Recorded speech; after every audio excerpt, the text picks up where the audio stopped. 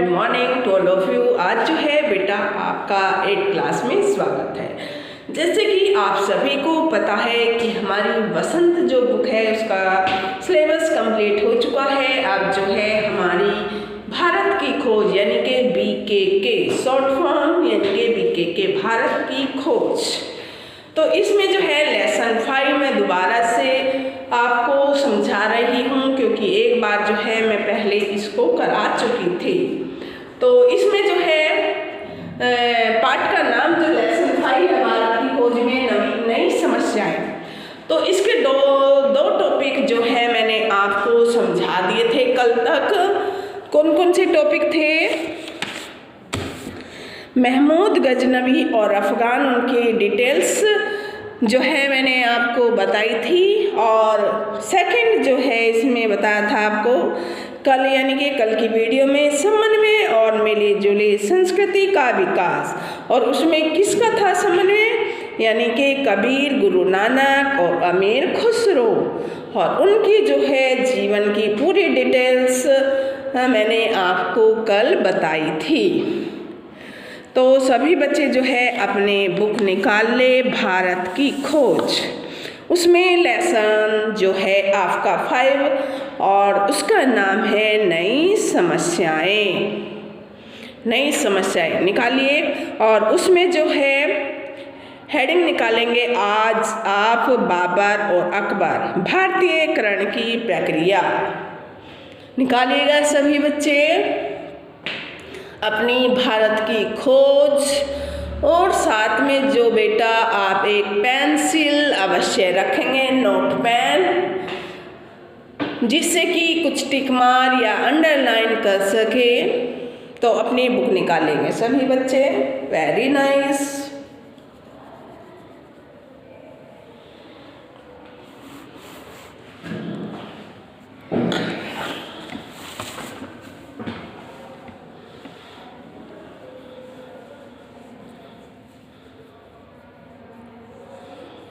तो इसमें जो है कौन सा निकालेंगे, बाबर और अकबर, भारतीयकरण की प्रक्रिया।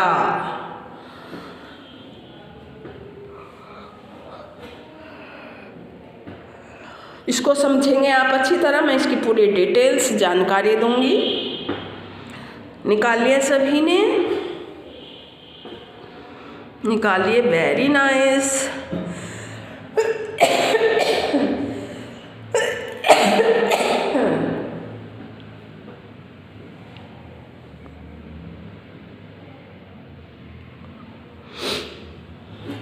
तो देखिएगा बेटा, मैं आप इसका सार एक तरीके से आपको बताऊंगी कि क्या है इसमें बाबर और अकबर, भारतीयकरण की प्रक्रिया।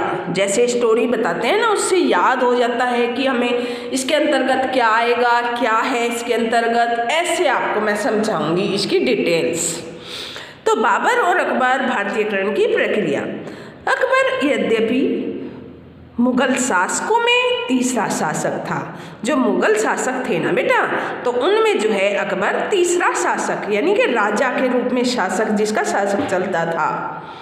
किंतु मुगल साम्राज्य का वास्तविक संस्थापक अकबर को ही माना जाता था, कि मुगल साम्राज्य की जो स्थापना हुई थी वो अकबर से ही हुई थी। और कब हुई थी, यानी कि 1526 ईस्वी में, 1526 ईस्वी में जो है बाबर भारत में आया।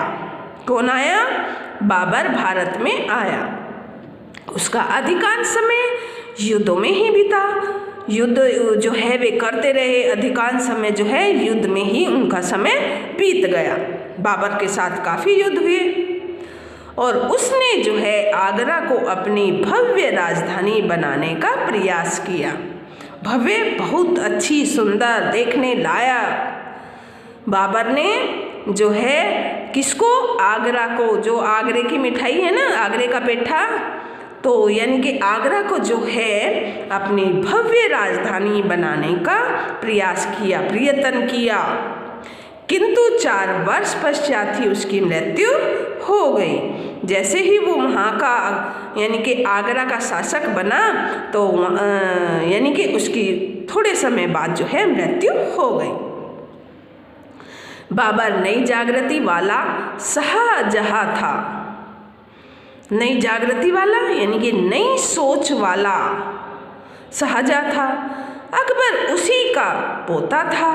किसका? बाबर का पोता था अकबर, जो उससे भी अधिक आकर्षक और गुणवान व्यक्ति था। यानी कि बाबर से भी अधिक देखने लायक, आकर्षक और गुण, अत्यधिक गुण थे उसमें, उस व्यक्ति में यानी कि अकबर में, जो कि वो बाबर का पोता था। वह एक उदार हृदय और वीर पुरुष भी था। कौन था? वीर पुरुष था। उसमें दयालुता, विनम्रता, आदर्शवादिता एवं स्वपनदर्शी आदि सभी जो है उदात्त गुण विद्यमान थे। ये सभी जो गुण हैं बेटा किसके अंदर? अकबर के अंदर। ये सभी गुण जो थे उसके अंदर थे। आदर्शवादी भी था वो, दयालुता यानी कि दया करने वाला, विनम्र भाव रखने वाला, सबके साथ जो है नम्र भाव रखने वाला है, स्वप्नदर्शी आदि सपने देखता था, नए भारत के सपने देखता था, वो स्वप्नदर्शी था। तो सभी जो हैं उदात्त गुण विद्यमान थे, उसके अंतर्गत जो है सभी गुण विद्यमान थे। किसके अंतर्गत? अकबर के अंतर्गत। और अकबर किसका पोता बताया गया है? यानी कि बाबर का पोता माना गया है अकबर। याद रहेगा ना आपको कि अकबर कौन था? अकबर जो था बाबर का पोता था, जो कि बाबर से भी अत्यधिक उत्तेजित था।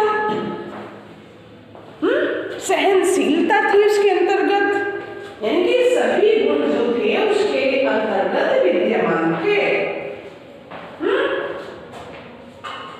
सभी गुण जो थे बेटा उसके अंतर्गत विद्यमान थे। अकबर के अंतर्गत। आपको समझ आ रहा है ये जो मैं आपको बता रही हूँ? आपको ये समझ आ रहा है ना कि बाबर कौन था, बाबर कहाँ का राजा बना था? यानी कि आगरे का शासन उसके ने जो है राजधानी बनाने का प्रयास किया था, और अधिकांश समय में जो है बाबर के साथ युद्ध में ही उसका समय बीत गया था। अधिकांश समय, ज़्यादातर समय, अधिकांश यानी कि ज़्यादातर समय।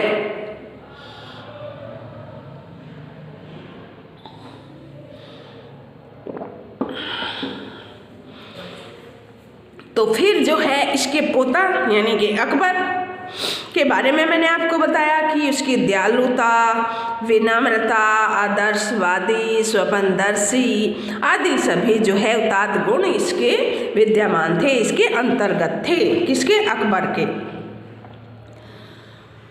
वह एक सफल सेना नायक भी था। कौन? वह जो है बेटा एक सफल सेना नायक भी था, और वह संपूर्ण भारत की, पूरे भारत की राजनीतिक और सामाजिक तौर पर एक बनाना चाहता था। किसको?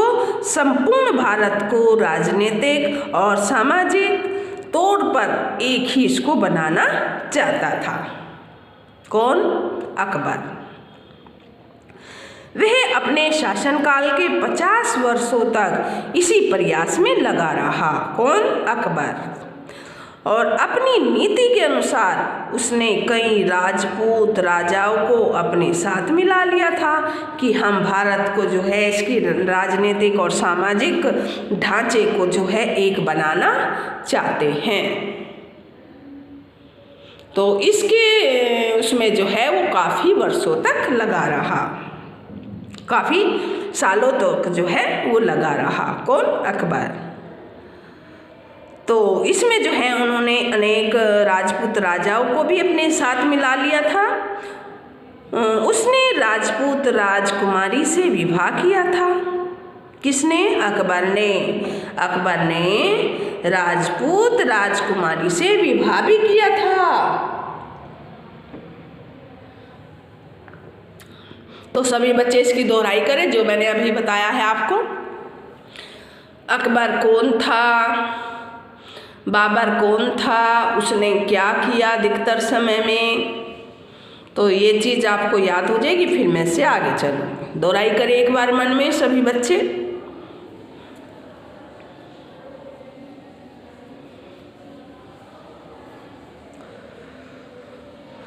ये आप सभी को जो है याद होना चाहिए कि अकबर जो है मुगल शासकों में तीसरा शासक था। मुगल साम्राज्य का वास्तविक संस्थापक अकबर को ही माना जाता था और 1526 ईस्वी में बाबर भारत में आया। उसका अधिकांश समय युद्धों में ही बीता। अधिकतर समय में उसने युद्ध ही किए थे बाबर ने, और उसने आगरा को अपनी भव्य राजधानी बनाने का निश्चय भी किया था, लेकिन 4 वर्षों के उपरांत उसकी मृत्यु हो गई थी। इस तरीके से आप स्टोरी के रूप में इसको तैयार कीजिएगा।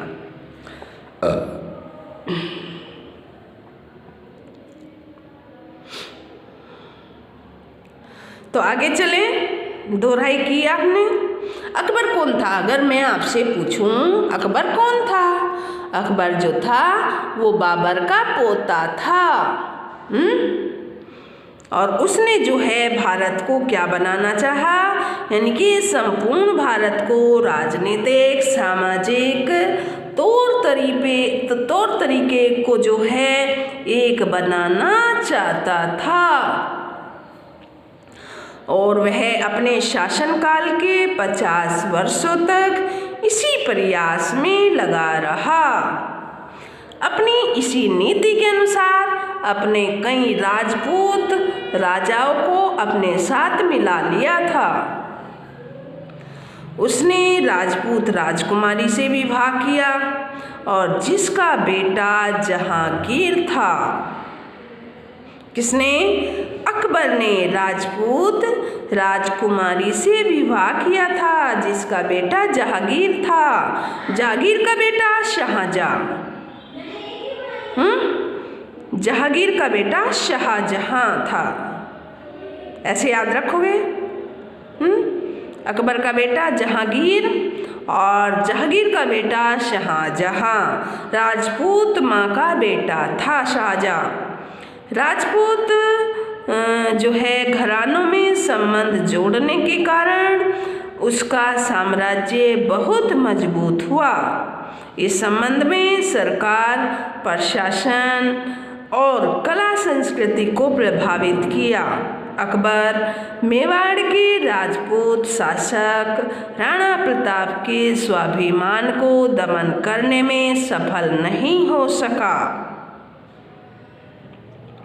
राणा प्रताप ने अकबर के से जो है संबंध जोड़ने की अपेक्षा जंगलों में भटकना अच्छा समझा। राणा प्रताप का नाम आपने सुना होगा, राणा प्रताप का घोड़ा चेतक। तो उसके बारे में एक कविता भी मैथिली शरण गुप्त ने लिखी थी। तो यानी कि राणा प्रताप ने अकबर से अपना संबंध नहीं जोड़ना चाहा। वो चाहता था कि मैं जंगलों में ही भटक लूँगा, लेकिन इससे जो है अकबर से मैं संबंध जोड़ना नहीं चाहता। अकबर हिंदुओं और मुसलमानों के समान रूप से लोकप्रिय थे। अकबर हिंदुओं और मुसलमानों में समान रूप से लोकप्रिय थे, यानी ये प्रसिद्ध थे। हिंदू भी मानते थे उनको और मुसलमान भी मानते थे। तो मैं अगर आपसे पूछूं कि अकबर के बेटे का क्या नाम था? जहांगीर। और जहांगीर के बेटे का नाम शाहजहां और बाबर के पोते का नाम अकबर। क्लियर? तो ये आपको याद होना चाहिए। उन्होंने अपने दरबार में अनेक प्रतिभाशाली लोगों को स्थान दिया। किसने? अकबर ने। फैजी और अबुल फजल, बीरबल, राजा मान सिंह, अब्दुल रहीम, खान खाना आदि इनमें जो है प्रमुख थे। यानी कि प्रतिभाशाली लोगों को इन्होंने अपने उसमें राजधानी में अपने दरबार में अनेक प्रकार जो है स्थान दिया था। तो ये जो है मैंने आपको बताया है बाबर और अकबर का भारतीयकरण की प्रक्रिया, किस प्रकार जो है वो भारत आए और उन्होंने कहाँ कहाँ पर अपनी राजधानी घोषित की थी। अगला नेक्स्ट हेडिंग है आपका यांत्रिक उन्नति और रचनात्मक शक्ति में एशिया और यूरोप के बीच अंतर। तो थोड़ा एक पैरा मैं आज इसका बताऊंगी, बाकी मैं आपको कल की वीडियो में बताऊंगी इसका। तो दूसरा हेडिंग है आपकी बुक में यांत्रिक उन्नति और रचनात्मक शक्ति में एशिया और यूरोप के बीच अंतर। अकबर के दरबार में रहने वाले पुर्तगाली जेसुइट का कहना है कि अकबर की रुचि बहुत सी बातों में थी और वह सबका ज्ञान प्राप्त करना चाहता था। किसके अनुसार? अकबर के दरबार में रहने वाला पुर्तगाली, एक पुर्तगाली था जिसका नाम था जेसुइट। जेसुइट का कहना था कि अकबर की रुचि बहुत सी बातों में थी और वह सबका ज्ञान प्राप्त करना चाहता था। उसे सेना राजनीति का तो पूरा ज्ञान था ही, तथा साथ ही बहुत सी यांत्रिक कलाओं का भी किंतु ज्ञान था। उसे सेना और राजनीति का तो था ही पूरा ज्ञान था, लेकिन साथ में ही उसके बहुत सी यांत्रिक कलाओं का भी। किंतु यह आश्चर्य की बात है कि उनकी रुचि एवं जिज्ञासा जानने की इच्छा एक ही बिंदु पर जाकर केंद्रित हो गई। एक ही बिंदु पर जो है जाकर केंद्रित हो गई और यही कारण था कि अकबर संसार के अन्य क्षेत्रों की ओर ध्यान न दे पाया। यदि ध्यान दिया होता तो सामाजिक परिवर्तन का आरंभ हो जाता। यदि ध्यान दिया होता तो सामाजिक परिवर्तन का आरंभ हो जाता। उसकी सबसे बड़ी समस्या इस्लाम धर्म को राष्ट्रीय धर्म के साथ जोड़ने की थी। फलस्वरूप अकबर भारत की सामाजिक स्थिति में विशेष अंतर न था। भारत फिर गतिहीन और अपरिवर्तनशील जीवन पद्धति से जुड़कर रह गया। तो ये जो है मैंने आपको बताया बाबर और अकबर और भारतीयकरण की प्रक्रिया, और थोड़ा हेडिंग मैंने आपको बताया आज यांत्रिक उन्नति और रचनात्मक शक्ति में एशिया और यूरोप में उसके बीच में अंतर। तो सभी बच्चे जो है बेटा इसको पढ़ेंगे अच्छी तरह और इसका अध्ययन करेंगे। अकबर ने समाज की नींव उतनी मजबूत रखी थी कि कमजोर उत्तराधिकारियों के होने के बावजूद वह 100 साल तक कायम रहे। उनके उत्तराधिकारी सिंहासन प्राप्ति के लिए एक दूसरे से लगातार युद्ध करते रहे और कारण साम्राज्य की केंद्रीय सत्ता कमजोर होती गई। फिर भी दरबार का गौरव बना रहा और संपूर्ण एशिया में मुगल साम्राज्य का प्रभाव था। उसके काल में शांति होने के कारण कला का खूब विकास हुआ। किसके समाज में? अकबर के समाज में कला का खूब विकास हुआ। दिल्ली और आगरा में वास्तुकला के अद्भुत नमूने तैयार हुए और उत्तर पश्चिम से आने वाले आक्रमणकारियों और इस्लाम का भारत पर गहन प्रभाव पड़ा। इस धार्मिक टकराव ने हिंदू समाज की अनेक बुराइयों को पोल खोल कर रख दी, उनका खुलासा कर दिया एक तरीके से। इस सामाजिक टकराव में कई आंदोलन खड़े हो गए और इन आंदोलनों का जो है प्रमुख उद्देश्य समन्वय स्थापित करना था।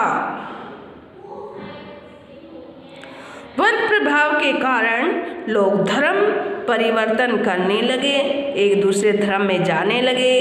कहीं कहीं सामूहिक रूप में पूरी जाति ही धर्म परिवर्तन कर लेती थी। इससे मात्र पूजा करने की पद्धति में ही परिवर्तन आया था। खान पान, रहन सहन एवं कार्य पद्धति वही रहती थी। वे शांतिपूर्ण एक कौम के लोगों को तरह साथ साथ रहते थे। क्या रहते थे? यानी कि उनके जो है साथ साथ रहते थे। एक दूसरे के त्योहारों एवं जलाशयों में शामिल होते थे। कौन बेटा? अकबर। एक ही भाषा बोलते थे, एक साथ मिलजुल कर जो है जीवन की परेशानियां और आर्थिक समस्याओं का सामना करते थे। गांव में रहने वाले हिंदू एवं मुसलमानों के काम धंधे भी समान थे। इतना सब कुछ होते हुए भी आपसी वैवाहिक संबंध नहीं थे और खान पान भी अलग ही था उनका। इस काल में साहित्य को भी काफ़ी बढ़ावा मिला। हिंदुओं ने दरबार की भाषा फारसी में पुस्तकें लिखी और मुसलमानों ने फारसी में संस्कृत के ग्रंथों का अनुवाद किया। किसके काल में? अकबर के काल में। हिंदी के दो प्रमुख कवि मलिक मोहम्मद जायसी, आपने सुना होगा, मलिक मोहम्मद जायसी प्रमुख जो है कवि के रूप में उभरे थे। और अब्दुल रहीम का तो आज भी 9th और 10th में व्याख्या है इनकी, रहीम के दोहे, और 8th क्लास में भी है।